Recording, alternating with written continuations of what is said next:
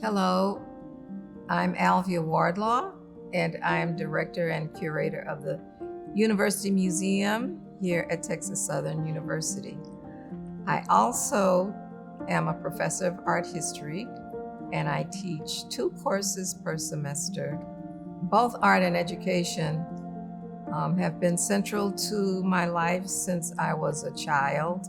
So it was my mother's curiosity about cultural aspects of the world that influenced me, and it was my father's interest in educating young people. I met John Biggers when I was 8 or 9 years old as a colleague of my father's, and we would see everything from the opera guild that the students had.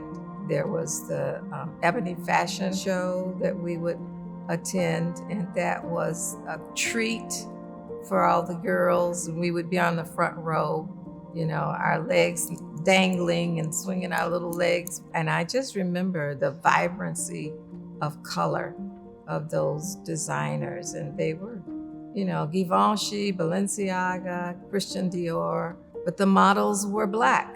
And the difference of the color against brown skin was just extraordinary.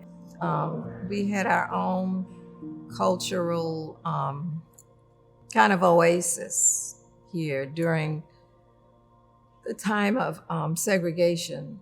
It was as if we were in a bubble, so to speak. Everything that was offered to us educationally was made available. When I went off to college, I said, well, I'm majoring in psychology. That's what I'm going to do. And took my first art history class with Rosalind Krauss, who was a great thinker at the time. I was inspired by her. I was inspired by Emily Vermeule, so many, and Ken Moffitt, who became my mentor. And it was Ken Moffitt who encouraged me to do my research my senior year on African American art.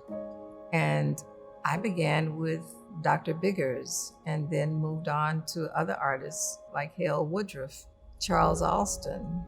And I found such great satisfaction in talking to these older artists and learning about their careers and their journeys. I just wanted to become their champion. Having an opportunity to work with John Biggers as an adult really solidified my sense of, I need, my education is not complete, and I really need to go to Africa and experience all of the culture for myself. So I was able to do that with his encouragement and blessing.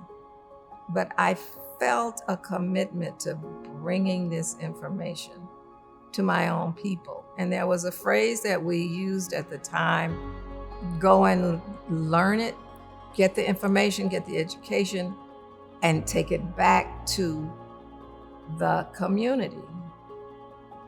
One of my proudest moments was at the Museum of Fine Arts, Houston, when we had 2 shows simultaneously, Thornton Dial and Jean-Michel Basquiat. And I had a symposium where I invited Amiri Baraka to speak about the power of the work of Thornton Dial, the Stream of Consciousness poem. Amiri, the great poet Baraka, thanked me and the museum for allowing him to present with his daughter, because this was the first time that the 2 of them had shared a stage together. So that was very special. Dr. Biggers received his PhD from Penn State, where he studied with Victor Lowenfeld. Professor Sims was the first African-American graduate from Cranbrook Academy, which is quite remarkable. And so they brought all of that talent and that training back to TSU and established what became a very rigorous art program. My parents taught me to do my very best at all times. I carry that with me. They also instilled in me kind of an optimism, that sometimes gets on other people's nerves because I just continue to see the glass always half full, if not 2/3 full. My advice for young artists and curators who are really interested in pursuing this field is to slow down a bit. Just exhale, take it all in. Believe in yourself. Don't doubt the ideas that you have. Don't doubt your own ability as an artist. And while I'm saying slow down, I'm also saying seize the moment. If you find that there's that moment and there's something that you want to do, act on it. There's someone out there who is going to support you. Just stick to your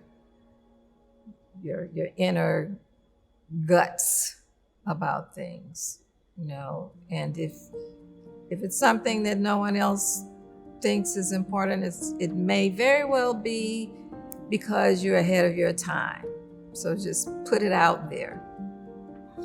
My vision for the future of the University Museum at Texas Southern, my vision will always be that this is a place where young artists, writers, thinkers, doers can just come and talk and exchange ideas.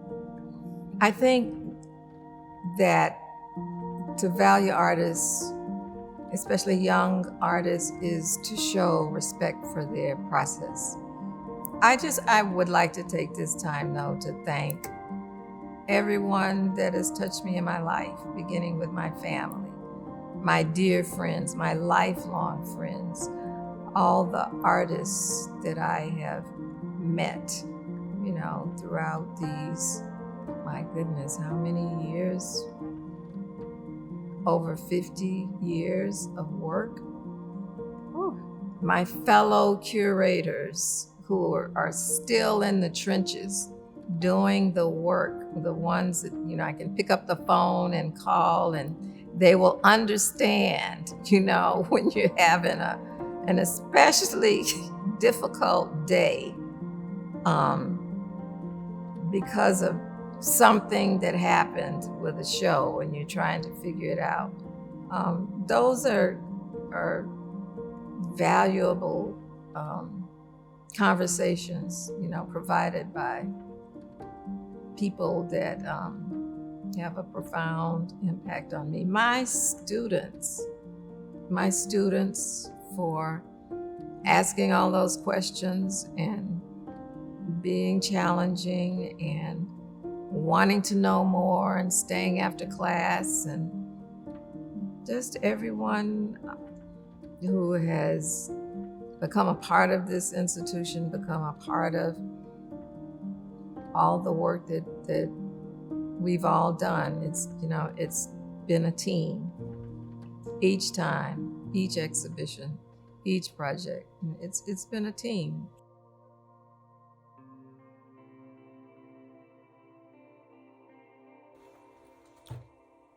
It is a great honor to take a moment to celebrate the work, the career of my good friend, Dr. Alvia Wardlaw. We can talk about her amazing scholarship, the more than 40 exhibitions that she's curated. We can talk about her teaching and how she has mentored generations of students. And we can talk about how, in many ways, she's helped all of us rethink the role, the centrality, and the impact of African American art. She is clearly a pioneer who has shaped the way art, African American art, is appreciated, studied, and made accessible. I first learned of Alvia when I began to explore the life of John Biggers. Her pioneering exhibition transformed the way I thought about art. And in many ways, throughout her career, she has done just that. She has opened doors, she has crashed ceilings as a curator, as a scholar. But more than anything else, I want to take a minute and talk about her generosity and her heart. For more than a decade, I had the unbelievable opportunity to work with Alvia and a group of people who we call the Scholarly Advisory Committee. They were the sort of intellectual life. They were the intellectual life of the museum. But in many ways, they were much more. They were the heart and soul. They were people who came together to, yes, give us their expertise on African American art, as Alvia did, but also to help us think, how do we create a museum that matters? How do you create a museum that challenges a country, but reinforces the importance of African American culture? Alvia spent 10 years being generous, helping us think, helping us grapple with all the challenges we face, and becoming part of really a family that included Bernice Johnson Regan and Clem Price and Drew Days, Taylor Branch, and so many others who really gave their all for a museum that only existed in our imagination. So I can't thank Alvia enough. She has demonstrated over and over and over again that while she is a gifted scholar, she's even a better person. And I feel very fortunate to have worked with her, to have been made better by my time with her, to have learned from her. And I will say that one of the things I'm proudest of is that she's my friend. So congratulations, Alvia. What a wonderful career, and there's so much yet to come. You have all my love.